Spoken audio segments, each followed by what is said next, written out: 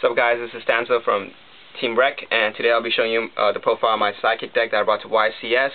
The reason why I'm making it is that when I was playing in YCS, many people were surprised about my deck, and many people asked me what's in my Psychic deck, and so I'll show you guys what's in my Psychic deck.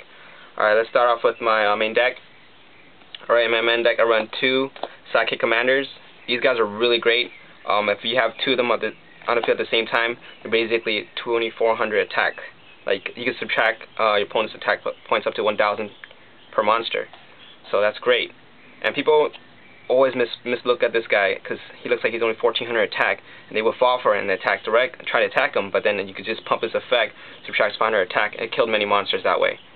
Alright. Then I have Psychic Jumper. Psychic Jumper is really great because let's say I have a random monster on the field and they have a strong beat stake right there. Then I can normal summon him or emergency teleport him. Then pay 1000 life points and steal the monsters. That's really great. Takes me out of many difficult situations. 1 Krebons. Krebons is a really great card. It can allow me to stall for many turns.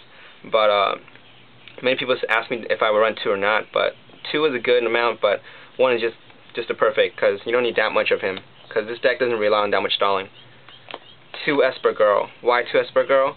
Esper Girl is a great plus to my hand. She's a great person to bring out with Wizard and Serene which I will show you later. It's always a plus when I have her out. 2 Psychic Cleric.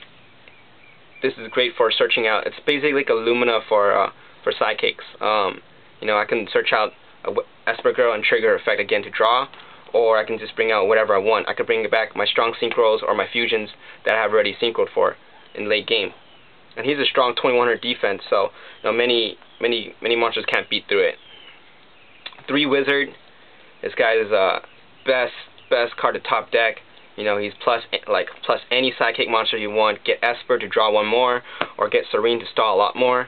You can always sync with them. I'll show you some combos in a bit. Okay, now Serene Psychic Witch, best card ever to draw first turn. She's like a toolbox for Psychic, but very, very good. I can get almost any Psychic monsters from my deck because her effect is like once you send from the field to the graveyard by any means necessary, I can search a 2000 attack or less Psychic monster from my deck. And the thing I would always search for is just Serene Esper Girl, and it allows me to draw 1. Next turn, I will summon him, banish my witch, sync for 6. I can get many good stuff off that, and plus 2. Alright. Next one is Overdrive Teleporter. He's good to run 2, but he could be dead hand. Most of the time I side him out during second game, but he can be really nasty during first turn. If you have emergency teleport, and just summon a emergency teleport a witch and bust out his combo. Here, how it works is you would emergency teleport Esper Girl, tribute it, summon him, use his effect to bring out Cleric, Commander, right? That's only if your opponent doesn't have an effect veiler. But most of the time it's Cleric during the first turn, but it's not good when it's during like mid-game. Then you would pitch anything in your hand just to banish your Esper Girl. And then what I would do is I'll sync for 6. Usually I would sync for Psychic Nightmare. I get Psychic Nightmare, Esper Girl triggers effect, banish top deck, and then you have 2. You would sync for you can sync for a Stardust just to protect your field the first turn. And it's nasty for it. And you use the effect, pump them up to 3,400, and you get to draw 1 for Esper Girl. That's like you have 6 cards on the field. 2 cards on the field and 4 cards in your hand. That's like you didn't lose any cards, just 2,000 life points, and that's really great. Anyhow, now I'll show you some cards I would also run as Sangan, because if I don't draw my Serene Witch, it'll be difficult, and I can always search out effect veilers with him whenever I synchro. I'll use Sangan to search out my Serene Witch just to bust out the combo again. Gorz, because most of the time I don't have my back row, so that's great. And then well, I would name this deck Turbo Axon, because I would try to sync for any Psycho Synchro as fast as possible. Then I would use Miracle Synchro Fusion, which allows me to banish one Psychic Synchro from my graveyard and one Psychic monster to bring out also an Axon Caker. This guy is really nearly indestructible. He cannot be destroyed by card effects. He pierces, and whenever he destroys a monster, you gain that much life points. And once you whip him out, insect your decks are dead. Windups can barely get over you. And great card to have. Next, I run 2 E-Tele. Since the March banless, Emerging Teleport became 2, and it's great support. It allows you to bait out your opponent's Solemn Warning or anything. Then 1 enemy controller, 1 mind control, Heavy Storm, 2 MSTs, 1 Book of the Moon, 1 Monster Reborn, 1 Dark Hole, 1 Mirror Forest, 1 Solemn Warning. Safe Zone.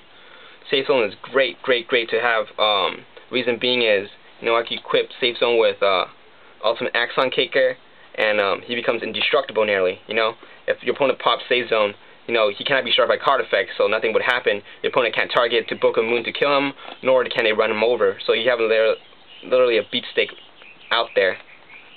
People can't even brio him, man. So that's great to have. I would run 2, but 1 is just the right amount, actually. 1 Bottomless Trap Hole, 2 Warning, 2 Torrential. Now I'll show you my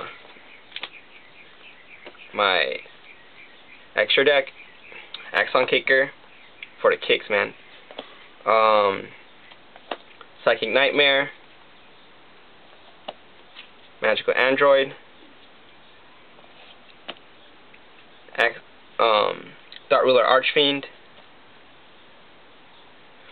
Then we have Scrap Dragon, Stardust Dragon, Catastor, Gaia, Naturia Beast, Naturia Landoise, and Naturia Barkion. Like, all my monsters here are Earth, so I could run all these, and it was always a surprise, especially against a burn deck. Burn chain, bust out a Barkion, or let's say like Light Sworns, I could bust out Naturia Beast.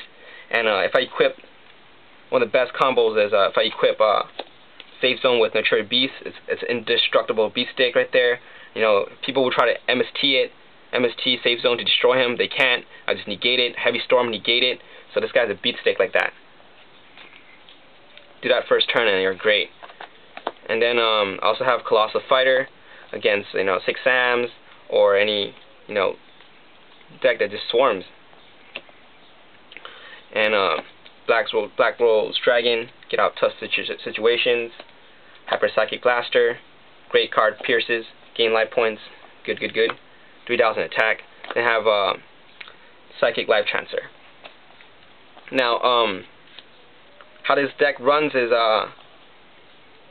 one of the great combos is bringing out Scrap Dragon and Ultimate Axon Caker.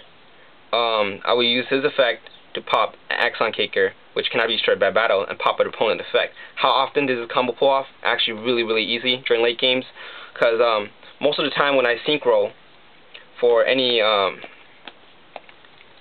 psychic one, people are usually warning it, and that's a great thing, because like once they're warning it, that means you're safe to come out with Axon Caker, because once they're warning it, it goes to the graveyard, and you can just banish it with Miracle Synchro Fusion and whip out your Axon Caker.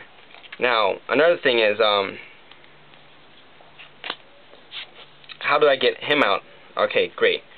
So what I would do is